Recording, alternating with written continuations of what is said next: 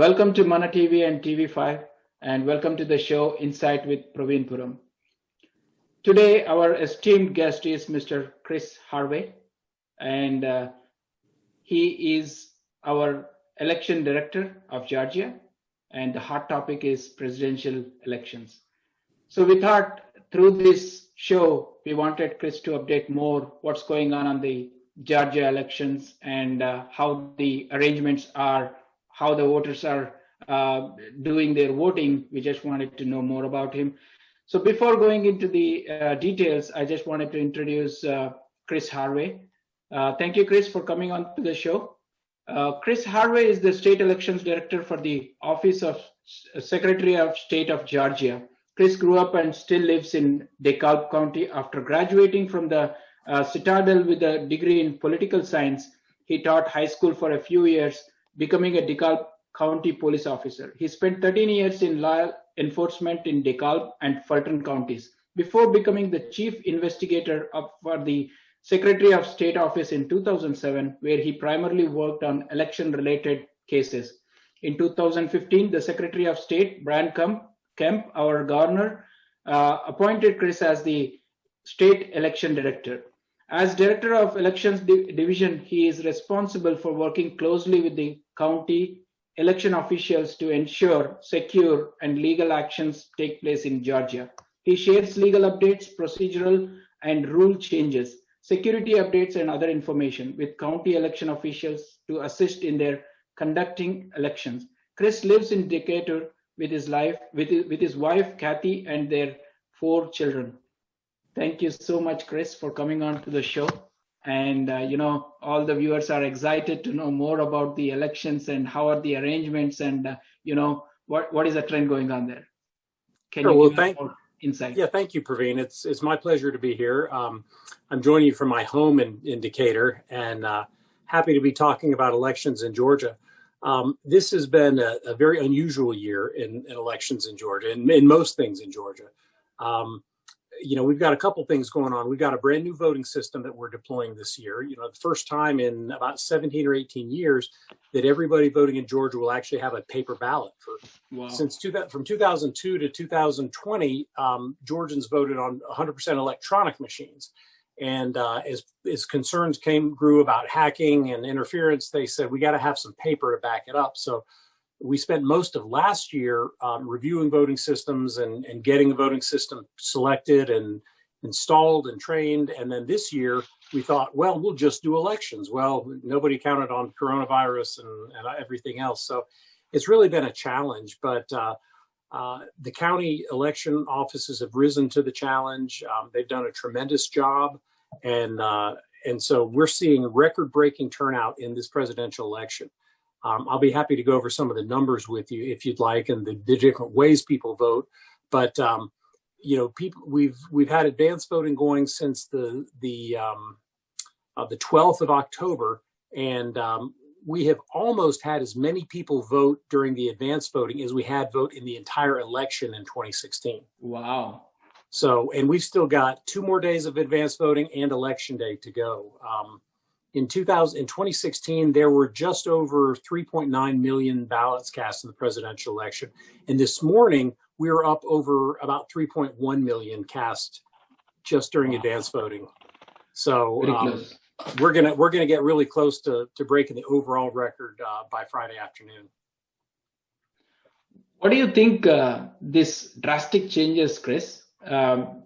Because if you compare 2016 and 2020, you already said 3.9 million overall, and now it's already 3.1, still 2 days left for advance voting. Mm-hmm. So what do you think this changed in this COVID situation? Well, a couple things. I think more than anything else, it's the political landscape. I think there's so much interest and so much energy on both sides, on all sides, really. The people, whoever you talk to, they've got their favorite, and they will, go to the mat for him and their side. And so I think 2016 was a really big surprise in the fact that so many people thought it was going to go one way and it went the other way. And I think it really sort of awakened a lot of people to realize, hey, nobody can take anything for granted. Just because somebody, quote unquote should win doesn't mean they will win. And so people realize if they don't get involved, they're taking a chance that they may not end up with something that they like. And I don't care professionally who wins. Professionally, I want to make sure that the process works. But I'm happy to see people involved, and I'm happy to see people take advantage of the system. And I'm also really happy and really pleased that everything is going so smoothly. Oh, that's wonderful to hear, Chris. So can we get more insight on how many counties and what is the voter number in Georgia Sure. for this election? Yeah, of course, Georgia has 159 counties, and that's the second highest number of counties of any state in the United States. Only Wow. Texas has more. And clearly, Georgia is not the second largest state in the U.S., so we just like to carve our counties up really small. Georgia also has a uniform voting system, which means that every county votes with the exact same system, with the exact same machines, with the exact same procedures. So if you happen to live in downtown Atlanta, in a very urban area, you're going to vote the same way if you live on a peanut farm in South Georgia with the same equipment. And I think that's really important and helpful. It really it levels out the playing field so that you don't have to say, well, these people that have extra resources, they get a better way to vote than these other folks. Fact is, we provide one way that's a good way for everyone to vote, and I think that works well. I also want to point out for your viewers that all elections are really done at the county level. All the absentee ballots are issued by the county. They're counted by the county. The voter registration is done by the county. It's maintained by the county. So if anyone encounters a difficulty voting, while the Secretary of State sort of has large oversight over the entire process, it's really going to be your county elections office that's going to be able to solve your problem. I don't count any votes myself. I don't mail out ballots. I don't do those kinds of things. Your county is going to do it. So if you have a problem, make sure you contact your county. But as I said before, the county election officials have really risen to the challenge, and they didn't have the option when COVID hit. The legislature went home, and I went home. The Secretary of State's people went home, but the county officials couldn't go home. They had to stay in their offices, and they had to get the equipment ready, and they had to train their poll workers, and they had to get absentee ballot applications processed, and they had to do all that stuff. And so they stayed at a pretty significant risk to themselves. So I'm really proud of the way the counties have survived this year. Hats off to all the workers who have been during this COVID taking the responsibility on the ballots. So let's listen from you more, Chris, on absent ballots. This is a very unusual situation that we have number of ballots asking. So can you throw some light on how many absent ballots have been registered so far, and Sure. versus the on-premises in-person voting? Right. Before this year, generally the total number of absentee ballots, and when I say absentee, I mean by mail ballots, that in Georgia, anybody is eligible to get a mail ballot. You don't need a reason. You don't need any excuse. You just ask for one and you're able to get one. And historically, absentee ballots have made up between 5 and 7% of the votes. Well, in 2020, just in this election, for example, absentee ballots are a third of the votes that have been cast so far.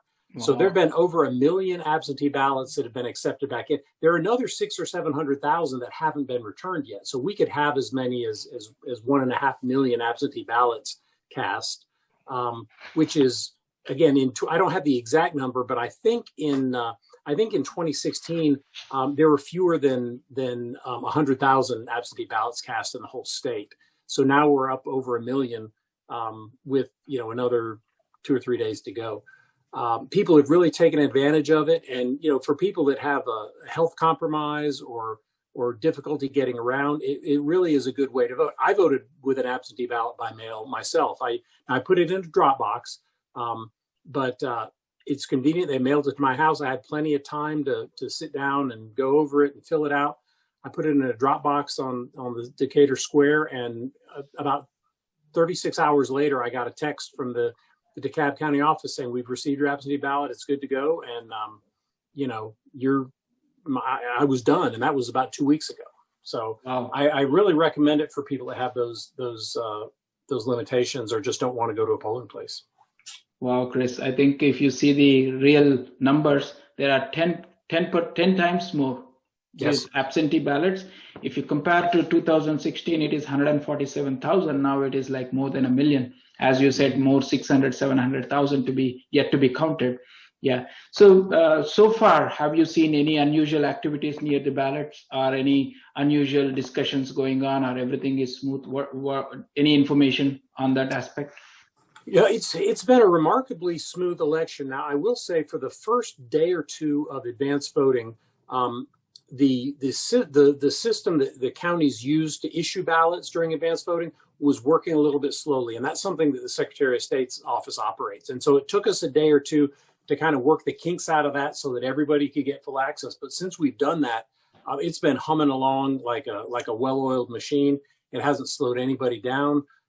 What I've seen, just anecdotally, is most people are, voting even in DeKalb and Fulton counties in 5 and 10 minutes. I mean, they're going in, they're voting, and they're back out in 5 or 10 minutes. And so we're really pleased to see that.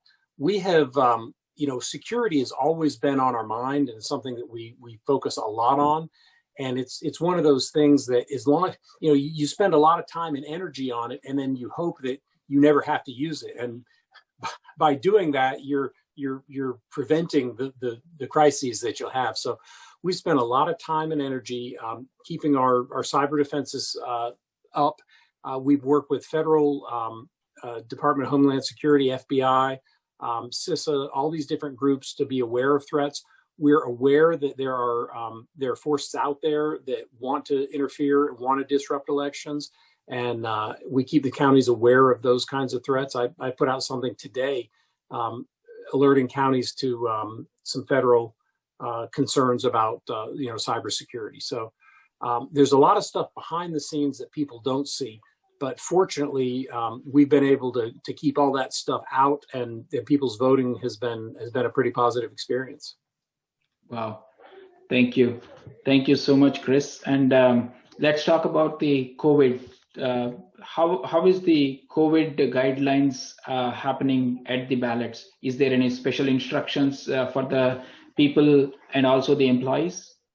That's an interesting question, because the right to vote is a fundamental constitutional right, and you really can't mess with that very much. You can't put a lot of conditions on that. So with COVID, it's kind of an interesting dynamic.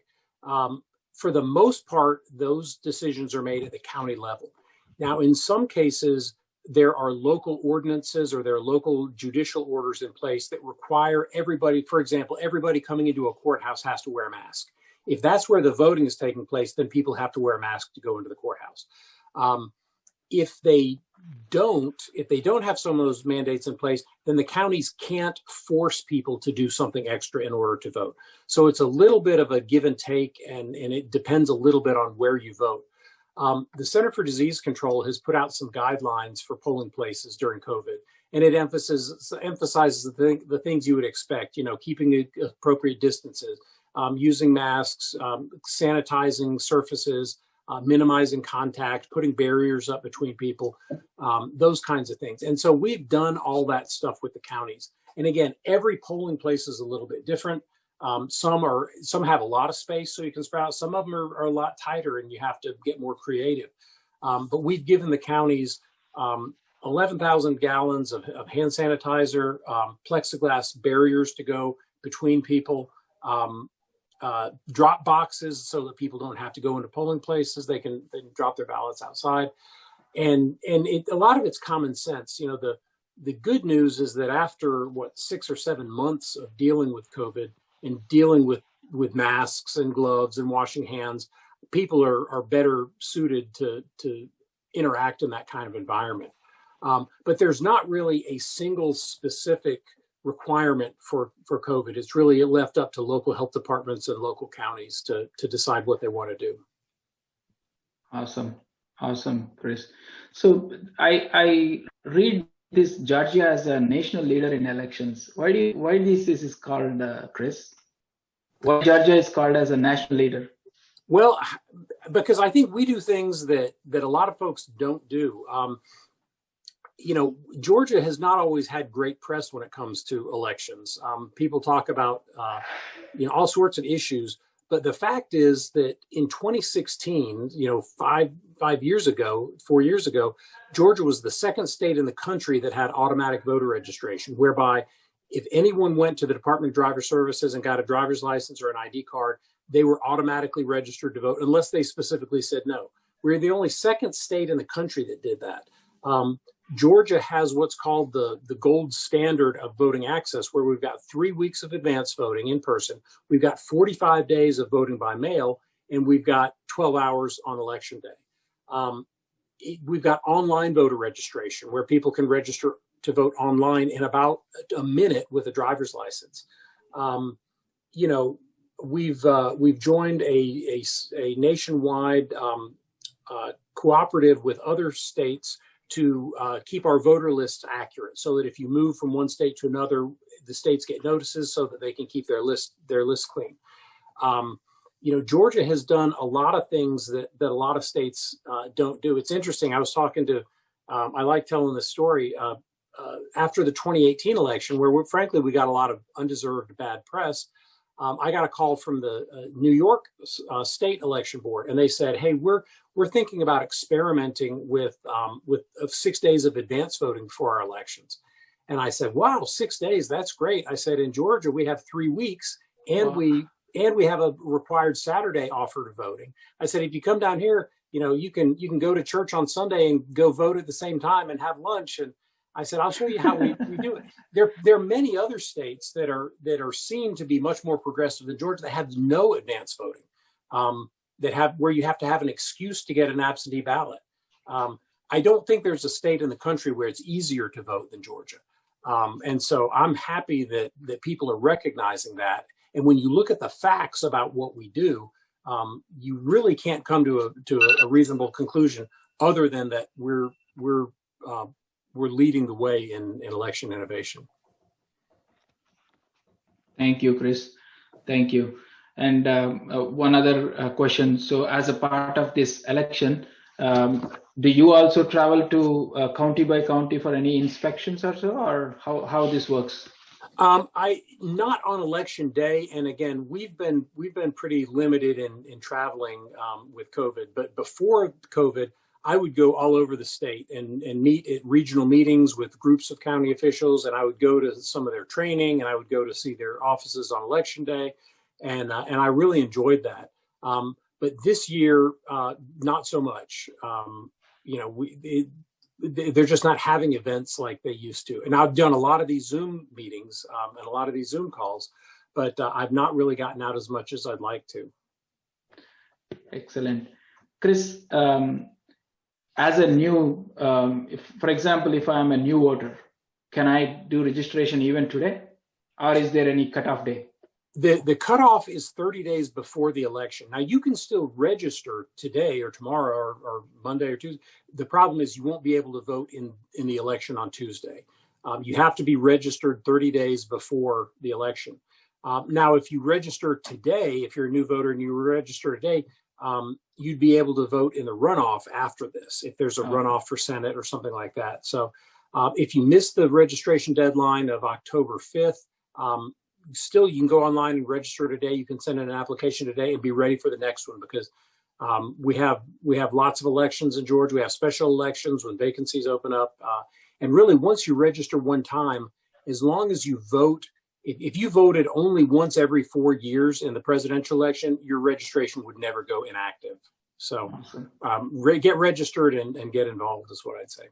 How about the last minute voter? For example, any last minute voter who has to travel on an emergency out of the country, still they can avail online services to vote? They can still register to vote online. And that's why, you could, if I got a call today and said, "Hey, you've got to leave the country tomorrow," possibly I could get up and go vote first thing in the morning tomorrow, because there's advance voting. But as you get this close to the election, your options really start to dwindle. If you were to get a notice, a couple of weeks before the election that you had to go out of town, you could request an absentee ballot, and even your absentee ballot could even be mailed overseas to you if you wanted, if you had enough time to make that happen. But when you get to this time, you're running out of options. Chris, this is a very unusual elections in 2020 during the COVID. I would love to hear from you the technology challenges and also the challenges to enable your work, right? So when you were about to travel, it is very easy. Now you are doing everything on Zoom. So what are your challenges if I were to ask you during this COVID situation? Well, the most obvious challenge is we had to get the new voting system installed. The new voting system is similar to the old system in that it's got a tablet and you make your selections on a screen, but now it prints out a ballot and then you take it over and you scan it yourself. Previously, you only had that one machine. You had basically one tablet that did everything. So we not only had to train the poll workers and the county officials how to use it, how to store it, how to transport it, how to set it up, we had to teach the voters how to use it. So we did a lot of demonstrations earlier in the year. We did videos. We did all sorts, as much stuff as we could to get it out there. But the fact is we had over 30,000 new voting machines coming into the state last year and early this year. And all that stuff had to be set up. It had to be acceptance tested by our office. It had to be security checked. It had to be stored. The poll workers had to be trained on how to use it, and the voters had to be trained. In addition to that, many of the poll workers were advanced in age. They're in their 70s and 80s, and that made them, very vulnerable to COVID. So they stopped being poll workers. So we had to get new poll workers to learn to use this new system where you couldn't, in a lot of cases, have hands-on training. So you'd be training somebody how to use a machine over Zoom. And that, while that's better than nothing, it's not the same as putting your hands on a machine and doing it. So that was one of the biggest technology challenges was just the physical act of getting the stuff here. I think everybody's gotten pretty good at communicating over Zoom and making the most of the situations, and frankly, probably saving a lot of time and money from driving around and sitting down. Obviously, maybe this will be the way to go. But and so we've taken advantage of it too.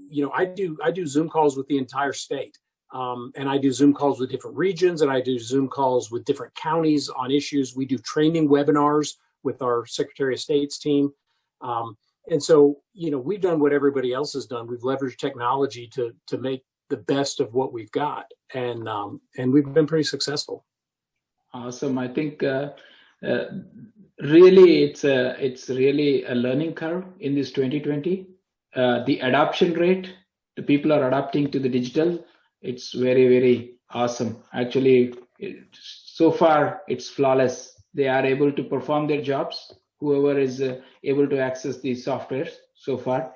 And a silly question, Chris, so far, did you see any fraud casting of any of the votes so far? No, nothing that I would say is fraud. Now, there are situations where people make mistakes. I heard of a story just earlier today where an older couple had voted by absentee, but they kept getting all this mail saying, you need to vote, you need to vote, you need to vote. So they were afraid that maybe their vote hadn't counted. So they went in to vote in person and had to be. So if you were to look at the surface, you'd say, well, they're trying to vote twice. Well, no, they weren't trying to vote twice, but they, there's so much. I get probably 4 or 5 text messages a day from different groups who usually get my name wrong, who say, hey, you haven't voted yet, or have you returned your absentee ballot, or make sure you vote for this person or that person. And so voters really get confused, can get confused with that much different stimulation going in. But no, we've not seen, and sometimes you won't see it until after the election, but we've got a full-time investigative team that investigates any kind of claims like that, and we jump on it pretty quickly. So nothing on any large scale. There may be 1s and 2s of problems, but nothing significant. Good to know, Chris. Thank you. And after the election day, when will the results be published, Chris? They'll start coming in that night. What I'm hoping and what I'm expecting is that by 1 or 2 o'clock on Wednesday morning, we will have a pretty good idea of what it looks like in Georgia. Counties were able to start scanning the absentee ballots a week ago Monday. And so, there will be, so let's say we end up with 3.5 to 4 million absentee ballots. Hopefully most of those will be scanned by Tuesday night. A significant portion of them will be scanned. And then to tabulate the election day votes takes very little time because you use memory cards. They're scanned at the polling place, so you upload the memory card. So I think by what's normally considered the end of the night on election night, which is, frankly, usually 2 or 3 o'clock in the morning, I think we will have nearly, I won't say complete results, but very, very strong indicative reports of what it is. And then for 3 days after that, the counties can still accept that ballots for overseas, and they can, if there are provisional ballots that can be fixed, they can do that for 3 days. So officially, it'll be a couple days, but I think realistically by Wednesday morning, people will have a really good idea of what the status is in Georgia anyway. How about the nationwide? Can that? That's a little bit harder to tell because in some states they allow ballots to come in as long as they're postmarked by election day. Mm-hmm. So you could have a tight race someplace, and then you could have 3 or 4 days of ballots continue to come in, and it could flip the results. So what I expect to see is that in places where it's very tight, what they will do, and this is a good data that they should have available, is, okay, let's take a state. Let's say Michigan, for example. Let's say Michigan is very, very tight, and one candidate is ahead by 20,000 votes. Well, what they'll be able to tell is how many absentee ballots are still outstanding. And they may say, well, there's still 75,000 absentee ballots, so we know that you could change the result. So we're not, you don't know that it will change the result, but it could change the result. If there's a 25,000 vote lead and there are only 5,000 absentee ballots out, then you know it isn't going to change, even if they all go for one person. But that's going to be the question: is in these states where they allow votes to keep coming in after election day, that's really going to be what's going to tell the story. So it could very well be several days, if not more, before there's a real solid consensus nationally as to what's going to happen. Awesome, thank you, Chris. So with this rate of voting, what do you think will be the percentage of voting after the election day in Georgia? What percentage? It's a bold prediction, but I'm going to go with about 70 to 75%. So it's which is far better than 2016. Yes. Wow. Oh, yes, much better. Yeah, I think last question to you before I close this show, Chris. How is your day looks like during this election days? Well, they generally start about 1:30 in the morning. Oh my God! I get up very, very early, and not because I have to work. So I don't want to say I'm working from 1 o'clock in the morning, but and that means it's getting close to my bedtime now. But I get to the office around 7, and from 7 until usually around close to 6 o'clock. I'm responding to questions from counties. They've got a question about this procedure, that procedure, this law, that law, this crazy situation that came up, calls from reporters, calls from voters. It really is just it's kind of like being in a pinball machine. You just go from one thing to the next, to the next, to the next, and it makes the day go by very quickly. But at the end, I stop and I'm just exhausted. I'm like, oh my gosh, I haven't stopped moving or haven't stopped talking for 13 hours, and then I come home to my lovely family and dog and stuff like that, but I'm often in bed by about 7:30, 8 o'clock at night. I can understand. Thank you so much, Chris, for your time. Any final message to the viewers before we close? No, just thank you for voting. Thank you for being interested in voting. What I said when I was the chief investigator for 8 years was that the best protection against either fraud or having your rights taken away voting is understanding what's supposed to be happening. So I encourage all your listeners to learn, ask questions about the voting system, go to your county board of elections meetings, ask questions, learn who it is in your county that's actually conducting the elections. You can sign up to be an observer. You can sign up to be a poll worker. You can really get involved. And it really is, the whole election process is basically done by volunteers, basically done by people that sign up, and they technically get paid. So they're not technically volunteers, but they're practically volunteers. So if you want to get involved, I encourage you to call your county and say, hey, I'd like to help. Wow. I didn't know that entire the staff is volunteers. I didn't For know the that. most part, probably on election day, probably about 85% are like I said, they get paid, maybe $10 an hour, so they may make $100 for the day, but that's practically volunteers in my book. Any voluntary certificates, Chris, which is counted? The I'm sorry? hours, any voluntary hours are counted? In some counties they do. Some they calculate that, and some corporate groups have gotten involved, and they're giving their employees the day off if they work in the elections. So that's a neat development too.